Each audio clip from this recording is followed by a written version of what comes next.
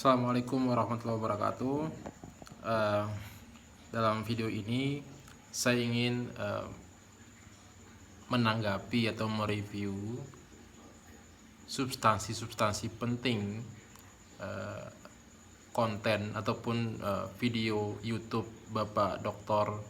Syihabuddin Said MSI yang telah memberikan tips ya kepada kita semuanya yang sangat bermanfaat terkait bagaimana kita membuat buku ajar gitu, yang menurut orang banyak itu begitu susah, begitu jelimet, dan begitu memang menguras energi. Tapi ternyata setelah kita menonton video YouTube beliau, terutama bagi para dosen tentunya, ternyata sangat mudah dan sangat sistematis gitu. Itu berangkat dari mata kuliah yang kita ajar di kelas. Karena memang setiap mata kuliah yang kita ajar di kelas kan tentu punya rencananya gitu, tentu punya semacam petanya gitu, peta jalannya sampai satu semester ke depan gitu. Kalau dalam bahasa akademiknya disebut RPS gitu.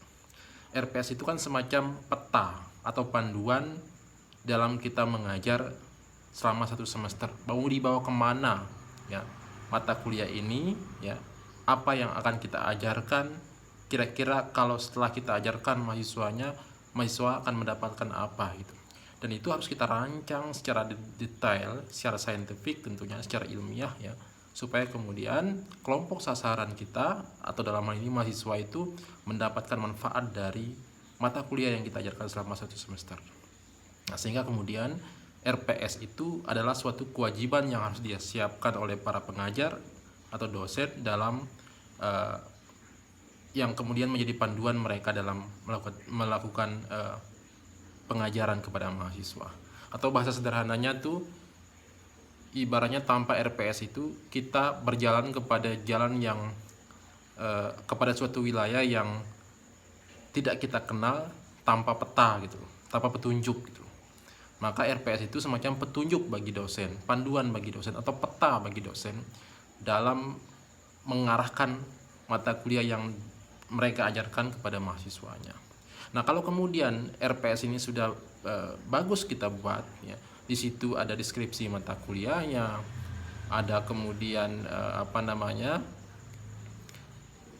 apa-apa saja yang akan diajarkan selama satu semester, ada juga CPMK ya, capaian pembelajaran mata kuliah, yang ini merupakan bagian dari orientasi yang sangat penting dalam kita mengajar. Di situ juga ada instrumen-instrumen yang kita pakai dalam, atau media pembelajaran yang kita pakai dalam kuliah. Di situ juga ada referensi dan lain sebagainya. Itu sudah tercantum dalam RPS. Nah, sehingga kemudian dalam kita membuat buku ajar itu kita berbasis pada perencanaan, berbasis pada peta, berbasis kepada panduan. Nah, panduan itu kan sudah kita buat ketika kita ngajar. Maka ketika kita membuat buku bahan ajar kepada mahasiswa, cukup kita berangkat dari RPS yang kita buat. Karena di RPS itu kan setiap pertemuan itu apa yang kita ajarkan, minggu pertama apa, minggu kedua apa, minggu ketiga, kan sudah ada semuanya. Tinggal kemudian kita kembangkan secara naratif, secara deskriptif, berbasis pada data ataupun evidence base ya. Tentunya kemudian berbasis pada teori ataupun konsep, kembangkan, elaborasikan dengan isu-isu kontemporer misalnya, seperti saya di ilmu sosial, maka sangat dinamis, maka itu sudah menjadi satu buku atau satu bab ya. Misalnya minggu pertama kita bahas tentang politik dan demokrasi di Indonesia misalnya, misal. Maka kemudian itu kemudian kita kembangkan saja dalam satu subbab itu ya, berdasarkan RPS yang sudah kita buat. Begitu juga dengan minggu berikutnya kita ngomong tentang otonomi daerah misalnya di Indonesia, maka subbab berikutnya ada tentang otonomi daerah dan seterusnya. Mudah sekali ya, karena sudah ada perencanaan yang sangat sistematis yang kita buat sebelumnya, ya kan? Nah, tinggal kemudian dalam kita membuat bahan buku ajar ini, kita mendeskripsikan ya, tema-tema penting ataupun subtema itu berbasis pada RPS. RPS yang kita siapkan ketika kita mengajar, kita kembangkan itu. Kita kembangkan. Artinya bahwa RPS itu bisa menjadi semacam TOR ya. Outline-nya gitu loh. TOR-nya ini bab pertama apa yang kita buat, bab kedua apa yang kita buat, bab ketiga apa yang kita buat, subbabnya apa yang kita buat, itu sudah terencana dalam RPS, tinggal kita kembangkan saja.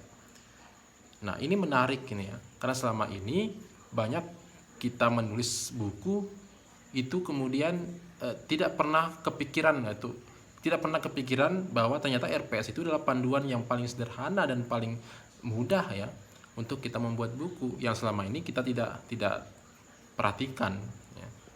Nah, makanya bagi seorang dosen itu dalam membuat buku ajar itu formatnya itu sangat sederhana. Ikuti RPS. RPS itu kan memang dalam kita mengajar itu tidak terlalu banyak kita keluarkan berbagai macam narasi dan lain sebagainya. Tetapi ketika kita membuat buku kan tinggal kita kembangkan saja, karena panduannya, tornya, garis besarnya kan sudah terdeskripsi. Ketika kita mengajar tinggal kita kembangkan saja, tinggal kita tambahkan datanya, ditambahkan teorinya, evidence based atau empirisnya bagaimana, kemudian isu-isu kaitkan dengan isu-isu kontemporer, isu-isu terkini yang terjadi di negara kita, misalnya karena memang saya basicnya sosial, mungkin sangat dinamis begitu, sehingga jadilah satu bab buku ya yang didasarkan kepada RPS itu, kan begitu. Nah, sehingga RPS ini bisa menjadi tor besar dalam kita membuat buku bahan ajar. Nah, kan disebutkan oleh Pak Dr. Sihabuddin Said itu, beliau mengatakan bahwa 3 langkah. Yang pertama adalah 3 langkah itu dalam menyusun outline bukunya. Yang pertama adalah tadi itu kita membuat pendahuluannya, ya kan? Pendahuluan itu kan berbasis pada RPS juga. Di situ kan ada apa-apa yang akan kita bahas dalam buku tersebut, garis besarnya apa.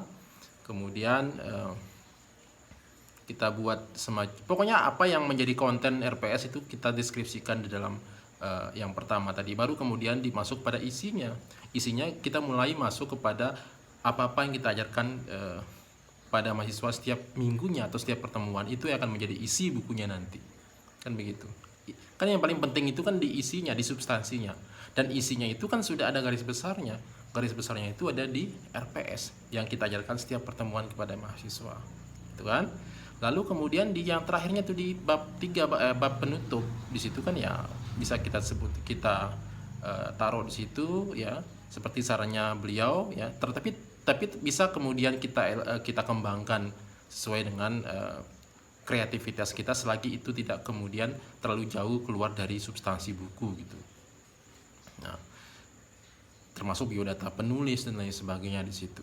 Jadi kalau kemudian itu bisa kita taat kepada RPS, maka satu mata kuliah itu bisa menjadi satu buku gitu loh. Kalau kita mengajar 3 mata kuliah di semester 1 misalnya, ya 3 mata kuliah, maka kemudian kita bisa buat 3 buku sekaligus. Atau bisa jadi kemudian kalau memang 3 mata kuliah ini saling berkaitan, misalnya di dalam studi ilmu saya yang di jurusan saya, misalnya saya mengajar tentang teori administrasi negara, pengantar ilmu administrasi negara, kemudian kajian birokrasi. Ini kan mata kuliah yang berbeda, tiga-tiganya mata kuliah yang berbeda, tapi saling berkaitan satu dengan yang lain. Ruang lingkupnya sama mereka. Tadi kan ada pengantar ilmu administrasi negara, yang kedua adalah teori administrasi negara, yang ketiga adalah kajian birokrasi. 3 mata kuliah yang berbeda tapi memiliki garis besar yang sama. Maka kemudian bisa 3 mata kuliah ini bisa kita jadikan satu buku ya, yang berbasis pada 3 RPS tadi. Tentunya kemudian di bagian pertama kita fokus kepada pengantar ilmu administrasi negaranya, bagian kedua fokus kepada teori administrasi negaranya, bagian yang ketiga fokus kepada kajian birokrasinya gitu. Meskipun kemudian bisa juga kita pisahkan masing-masing 3 mata kuliah menjadi 3 buku, tapi kalau berhubungan satu sama lain bisa kemudian dirangkum menjadi satu buku, tentu berbasis pada 3 RPS yang kemudian kita bagi di bagian pertama, bagian kedua, dan bagian ketiga.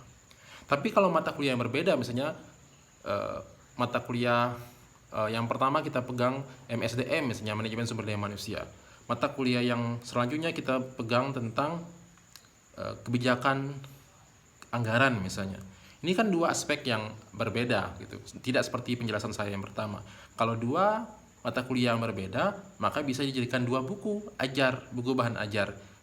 Dasarnya apa? Ya tinggal kita kemudian melihat RPS kita, rencana pembelajaran kita apa di situ, ya. Minggu pertama apa yang kita bahas, minggu kedua apa yang kita bahas, minggu ketiga apa yang kita bahas. Karena setiap apa yang kita susun di RPS itu tentu kemudian berbasis pada atau berorientasi pada capaian pembelajaran mata kuliah.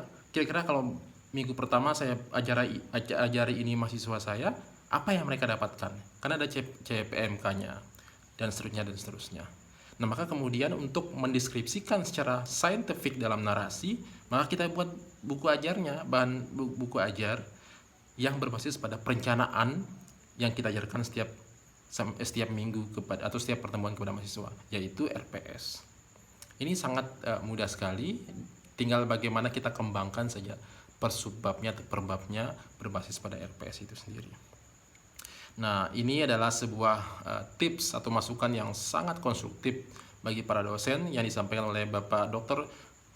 Syihabuddin Said MSI kepada kita semuanya, supaya kemudian dosen-dosen itu selalu memiliki karya, sehingga ketika kemudian besok lusa